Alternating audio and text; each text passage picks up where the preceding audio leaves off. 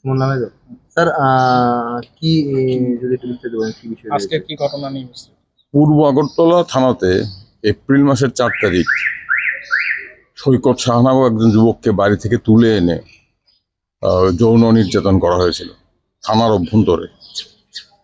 এর সাথে যুক্ত ছিল পৌর নিগমের টাস্ক ফোর্সের কর্মচারী রবীন্দ্রনারায়ণ ঘোষ এবং একজন এসপিও জয় দেবনাথ এবং অন্যান্যরা। এবং এই অত্যাচার করার মূল কারণ হলো সৈকতের কাছ থেকে 2 লক্ষ টাকা ঘুষ দাবি করেছিল টাস্ক ফোর্সের লোকজন। যদি 2 লক্ষ টাকা না দেওয়া হয় তাহলে সৈকতের মা রত্না দেবীকে বাড়ি নির্মীয়মান দালান নিয়ে অগ্রসর হতে দেওয়া হবে না। সৈকত দিতে অস্বীকার করে তাকে বাড়িতে ডেকে এনে মারধর করে থানায় তুলে এনে তাকে নির্মম অত্যাচার করা হয়।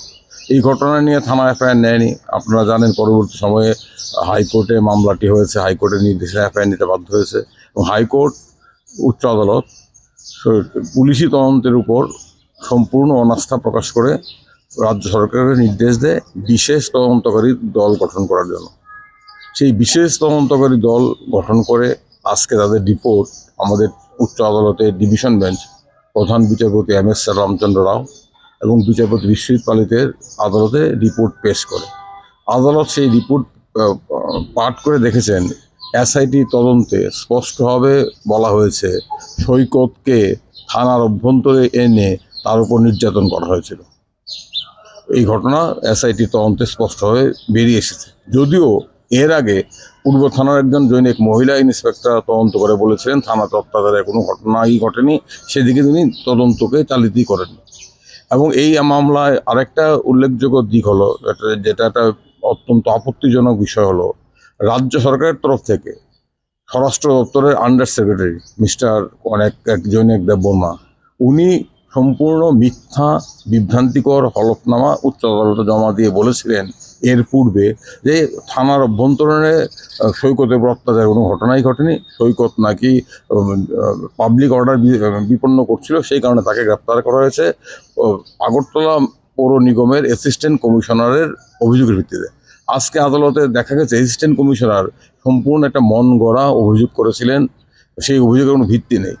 উচ্চ আদালত রাজ্য সরকারকে নির্দেশ দিয়েছে যে এই মামলায় যাতে পরবর্তী সময়ে আন্ডার সেক্রেটারি হোম যিনি গত এফিডেভিটটা জমা দিয়েছেন তিনি যাতে এই মামলা আর কোনো হলফনামা জমা না দেন, এবং স্বরাষ্ট্র দপ্তরকে নির্দেশ দেওয়া হয়েছে এই সংশ্লিষ্ট আধিকারিকের বিরুদ্ধে আদালতকে বিভ্রান্ত করা এবং সত্য গোপন করে মিথ্যা হলফনামা দেওয়ার জন্য তার বিরুদ্ধে যথাযথ ব্যবস্থা নেওয়ার জন্য। এবং এই ক্ষেত্রে সৈকতের গ্রেপ্তারটাও বেআইনি ছিল, কারণ এই ধরনের মামলায় কোনোভাবে গ্রেপ্তার করা যায় না। পুলিশ অতি উৎসাহী হয়ে অপরাধীর সাথে সংযুক্ত হয়ে গ্রেপ্তার করেছিল।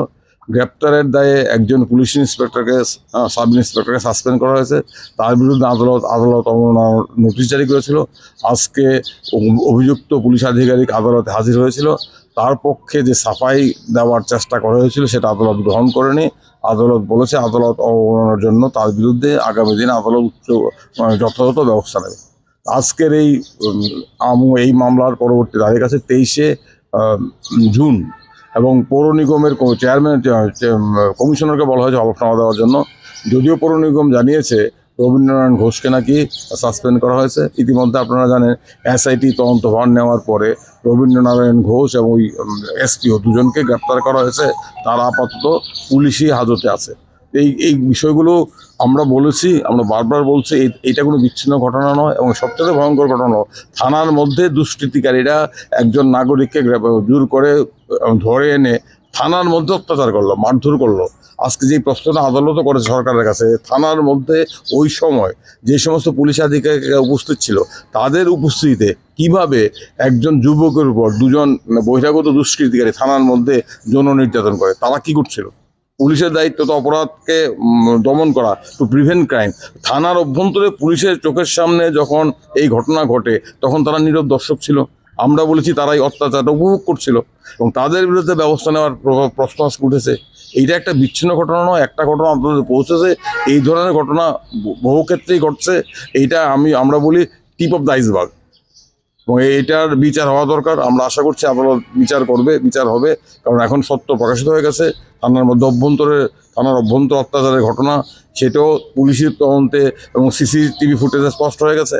এতদিন অবধি যতক্ষণ ঘটনা ঘটেছে 4 মে, 6 তারিখ সৈকতের মা রত্না দেবী এফআইআর করেছিল, 6 এপ্রিল তো পুলিশের বড় বাবুরা, ডিজিকে জানানো হয়েছিল, এসপিকে জানানো হয়েছিল, পুরো কমিশনারকে কেউ কোনো ব্যবস্থা নেয়নি। আমরা ডাক্তার মিথ্যারি ভুল রিপোর্ট দিয়েছে। আমরা 5ই মে যখন হাইকোর্টে মামলা করলাম, 5ই মে যখন হাইকোর্ট নোটিশ ইস্যু করলো, তখন তারা 7 তারিখ এফআইআর নিল, ঘটনার এক মাসের পর। আর সৈকতের বিরুদ্ধে মিথ্যা অভিযোগ 4 তারিখ রাত্রেবেলা এবং 6 তারিখে আপনার অ্যাসিস্ট্যান্ট কমিশনার মিথ্যা অভিযোগ করলো। সেই অভিযোগের ভিত্তিতে সৈকতকে 4 তারিখ গ্রেপ্তার করে থানার মধ্যে আবার তাকে গ্রেপ্তার করে তাকে হাসপাতালে নিয়ে যাওয়া হলো। এবং সেখানে তার গায়ে আঘাতের চিহ্ন থাকার পরও ডাক্তারবাবু আঘাতের চিহ্নের কথা বলেনি।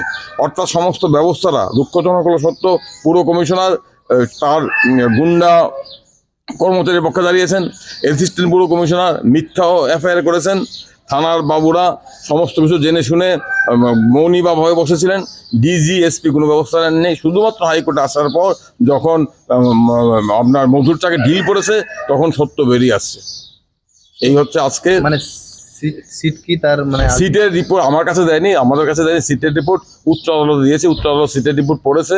পরে উচ্চ আদালতে যখন শুনানি হচ্ছিল, তখন উচ্চ আদালত বলেছে, সিটের রিপোর্টে বলা হয়েছে, সিটের রিপোর্ট উচ্চ আদালত পরে শুনিয়েছে আমাদের সবাইকে, যে যেখানে বলেছে ঘটনা সত্য, থানার মধ্যে অত্যাচার করা হয়েছিল, সিটি ফুটেজ দেখে এটা কনফার্ম করা গেছে।